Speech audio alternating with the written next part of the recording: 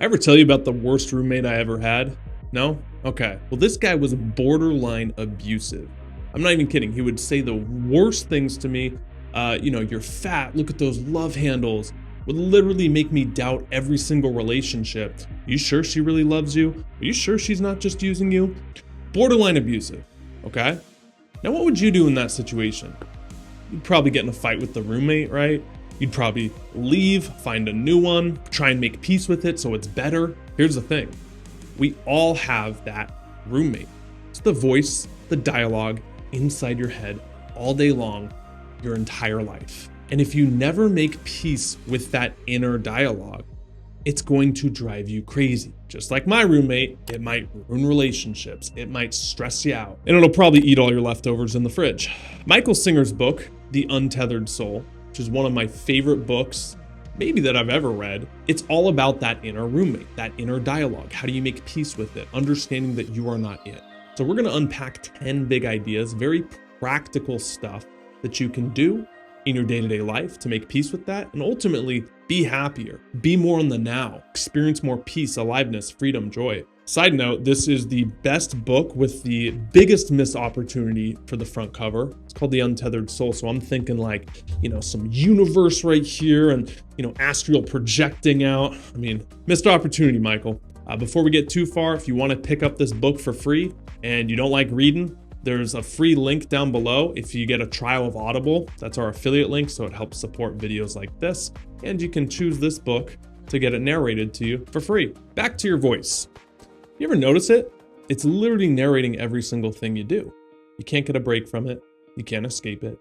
Even right now, if you're thinking to yourself, no, it's not. What is he talking about? A voice inside my head? That's schizophrenic. There it is. Point proven. There's nothing more important to true growth than realizing you are not the voice of your mind. You are the one who hears it. People go through so many changes in the name of trying to find myself. They want to discover which one of these voices, which of these aspects of their personality is who they really are. The answer is simple, none of them. And let's get into the next point. I want to give you 5 magic words. Okay, so really keep setting this up before we tell you how to reduce this, eliminate it, get on your own team, get this voice on your own team. So instead of holding you back, it's cheering you on. Now, here are the 5 magic words. You are not your feelings. You're not. There's an unchanging part of you at your core. Could also say you are not your thoughts. In another book, Eckhart Tolle wrote The Power of Now. Okay, you might have heard that, you might have read that, you might have seen our book summary on this channel, where he was sitting on a park bench, okay, and he was super depressed, which he lives in the UK, so the weather's terrible over there, so I'd be pretty depressed too. Being from Seattle, I can relate. He's thinking to himself, I cannot live with myself. And he kept saying that over and over. Then he paused. He's like, wait.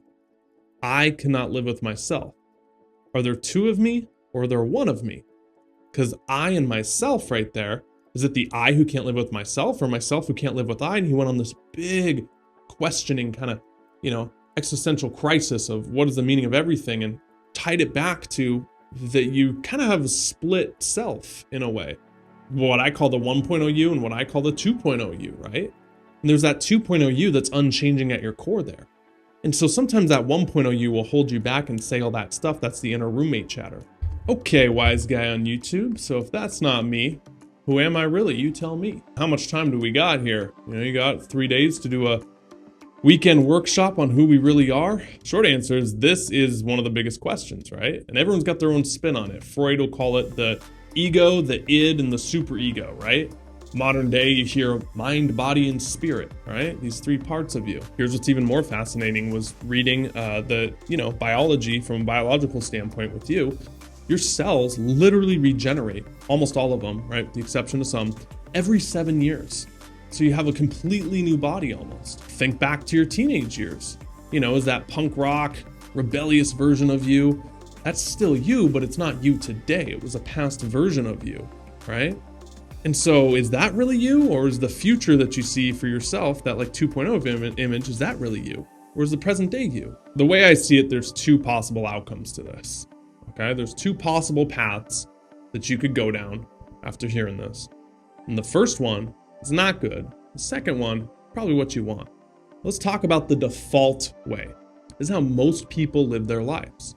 They say that at any given time, we can step forward into growth or fall back into safety. So most people, they're living the same scripts, they're running the same stories in their mind. They program it into certain ways. The default, it's fear. Okay, this is the safety, the fear. This is where most people are stuck, just in survival. You know, it's not their fault. I mean, if you look at biology, 60,000 thoughts a day, it's estimated you have. 80%, depending on which studies you're looking at, are the same as the day before in negative thoughts. Automatic negative thoughts are ants. So you got these automatic negative thoughts running the scripts, running the programs in your life. How the heck are you supposed to be positive? Of course that inner roommate succeeds and beats you up and says all this stuff to you, right? You're no good, you're this, you're this. If you just let it keep going, by default, it's not very good. Layer that on top of one of our cognitive biases that we have. It's called a negativity sway bias. So if presented two things, right? A positive news story or a negative news story, the human mind gradually gravitates towards the negative thing because it's more important to see what's going to kill you or what has a danger, right, primed for survival in our head, than what could make you happy and put a smile on your face. That's just how we're wired. I mean, look, without getting too deep here, if it bleeds, it leads. That's how the media is running everything, right? That's how they get the viewership. They get the negativity there. Even on YouTube, videos talking about negativity stuff, right? Those get insane amounts of views because that's kind of like the modern day tabloids. It's like people stopped following celebrities and they started following social media influencers, right? So of course, who wouldn't want the dirty gossip on some of them, right? Those get so many more views than the positive stuff. And this goes to a larger conversation of the global consciousness of our planet and maybe how it hasn't risen on the vibrational chart towards beyond fear or beyond, those lower vibrational states. So that's naturally what we are inclined to, right? But as we start lifting it up together, and it starts with you, and I think that you watching this right now are proving that you're not in that camp, you're a higher vibration than the majority, right? Then it starts to lift everyone else up. How do you do this? How do you tap into this second way? Okay, and to summarize, right, this voice in your head that's negative, it'll constantly go to the default first mode, which is living out of fear. That's the entire state of our global consciousness right now. Look at 2020, right? Doom and gloom all over, right? You look beneath the surface, the story looked a lot different than what they were projecting on, right? But you can tell a narrative one way and people pick it up and they're like, oh, that's what's happening, right? But under the surface, if you look at the alternative, it's like, oh, is that really happening? You're questioning it, right? Getting trapped in this fear state, this doom and gloom. This is the default. This is scary. And this is why that roommate takes over and is such a bastard to you. So what's the solution? The second solution is right here. This is what we'll talk about is remember, you can step forward into growth, fall back into safety. This is stepping forward into growth. You can come out of fear or you can come out of love. This is how you raise yourself up and in turn raise the whole consciousness of the planet up, get that roommate on your side, get everything you want. This is the authentic you. What I call a 2.0 version of yourself, and you start living from here. Now, a quick story on this. Let's look at the author of this book, right? He talks about this, being authentic is the highest thing to raise your vibe because you're true to yourself, right? And sometimes that roommate's kicking on for a reason. It's like, hey buddy, this isn't you, not your vibe, not your thing, right? Change it up a bit. And that's a good way that it kind of is like a coach, coaching you there. Speaking of authentic, let's look at this. Michael Singer, guy who wrote the book. You'd expect this guy to be like some monk, sitting in the Himalayas, wearing robes, super spiritual dude in Whole Foods every day, right? But I love his story because it's not that at all. He was super successful, studying a doctorate in economics. I think he had a breakup or something that led him to meditate in the woods, right? And kind of come to some of these realizations. But he started WebMD, okay? The company that if you've ever in the middle of the night gotten a headache, you're like, what is this? And you went to Google and you Googled your symptoms, and then you found out you were pregnant while you were a man, and you had 50 other things, right? And you're just freaking inside. You got him to thank. My point there is that so many times in the spiritual community, I think, or self-development community, we can get caught up on a certain way of being that, oh, that's the most spiritual path. And so we actually abandon our own wants, needs, feelings, desires. But that's actually wrong, quote unquote, to try and conform to what we think is spiritual out here. It's more authentic to be the best version of you, to tap into who you really are, right? That's why I love that story right there in that example. You know, what you're watching right now, there's some people out there who leave comments all the time like, oh, this guy is, you know, he's a bro and he's explaining these deep spiritual topics like a chakra. It's actually pronounced chakra. And, you know, if you should respect it. And I'm just like, to each their own, right? You meet me on the street, I'm just like this. You know, you can be spiritual and still suck down a 20-wing combo at Buffalo Wild Wings, let me tell you. And you're more happy when you're in tune with that and you're authentic with it. This is what I call a 2.0 version of you. I literally walk people through. I've been obsessed with this process because I think it's your identity layer, the deepest one, beyond just the thoughts, the feelings, the emotions, the stories, is your identity at the core. The layer of the onion. The deeper you go, the more effective it is, right? And then the other ones kind of knock over once you get that identity piece right. And you create the 2.0 version of yourself. So I got an entire program that walks you through sequentially, 6-week process of shifting into that 2.0 version of you. If you want to apply for it, it's our personal coaching program. It's down below, Metamorphic. Insane student results, check them out. And if it's something for you, it's not for everyone, again, but if you're really serious about like living from that authentic you place, that 2.0 version of yourself, that's the best sequencing I've found. Put it together for you. We work one-on-one.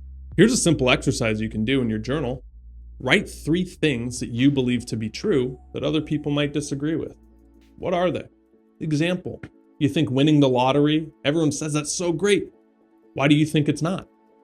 Maybe being a billionaire has its downsides. You don't want to be one. I'll let you go crazy with that. Or if you want, post it in the comments down below. What is one thing you believe to be crazy that everyone else accepts? Second way, keep a log of what you actually like doing.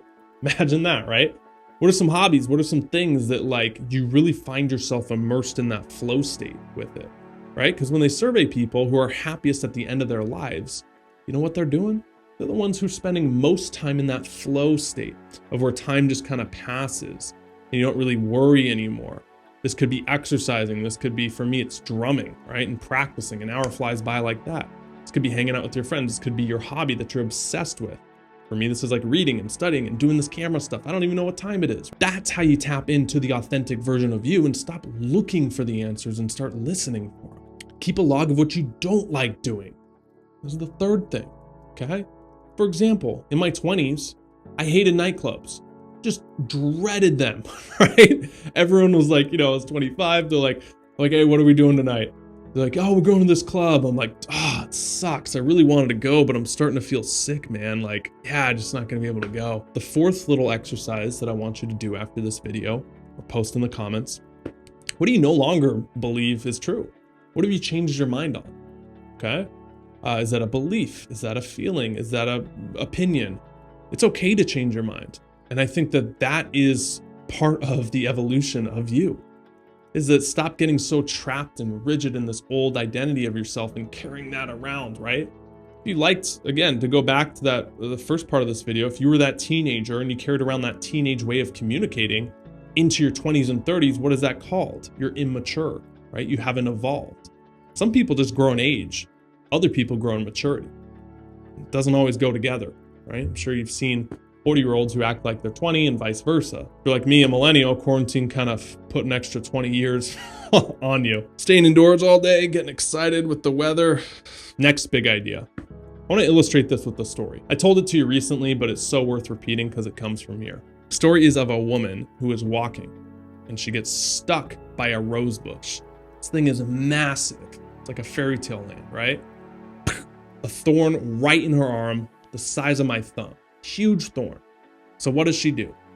Instead of removing the thorn or getting help, it hurts so much to touch it. Every time she goes there, oh, pain, pain, pain, right?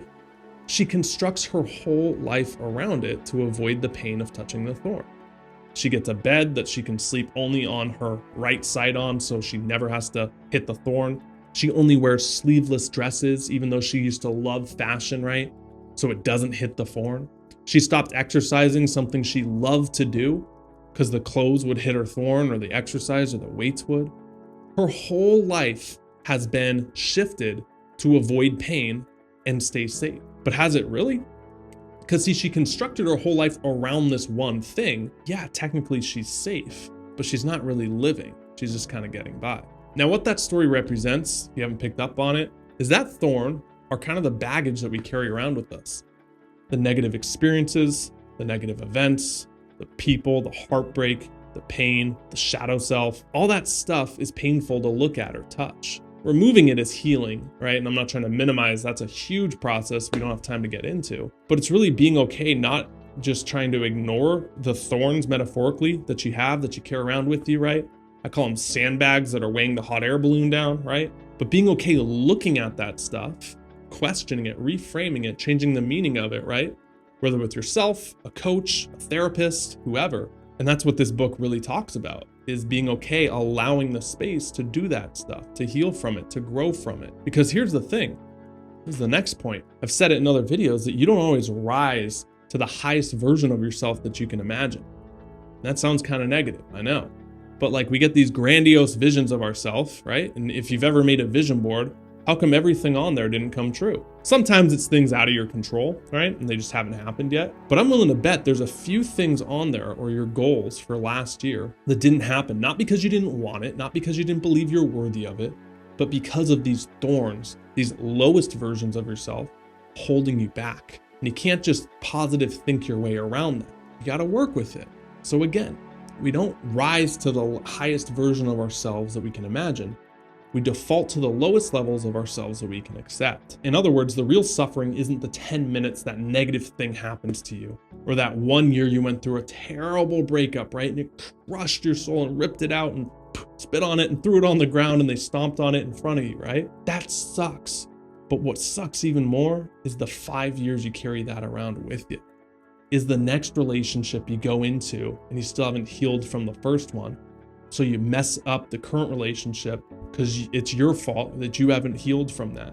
What really sucks is not that your parent didn't support you growing up, but it's that you don't support yourself for the next 10, 20 years because you don't have that internal belief inside of you. What really sucks is not that your business failed one time. What, you tried one thing? You posted 5 videos, they didn't get a response, right? What really sucks is that you quit on your dreams moving forward. Next big idea in here. The story goes, Buddha, right, thousands of years ago, he was doing his thing under a tree and he had a big crowd around him, right?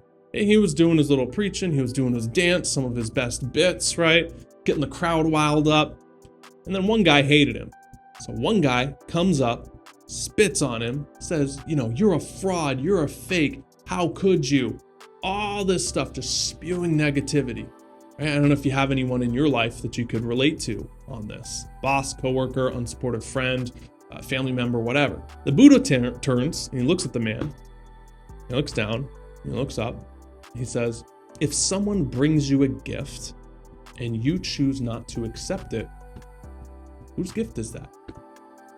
The man is just standing there looking at the crowd like, oh, he just got burned, right? What he's saying is that if someone brings you the gift of negativity, of hatred, of putting you down, of bad comments, of hate online, of whatever, and you choose not to accept it, they're left holding the bag.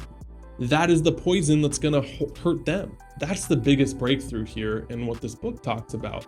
And the biggest idea for you is being very careful what you choose to identify with and accept as your own. So understand that when you go through life and these negative things happen, right? Or that first path we talked about of the fear, the 60,000 thoughts a day or whatever, if you don't choose to identify with it, if it's not your thing, if it's not your bag, if it's not your gift, it's whoever is, it's hurting them. And eventually they're gonna realize that their life is not the place they want it to be.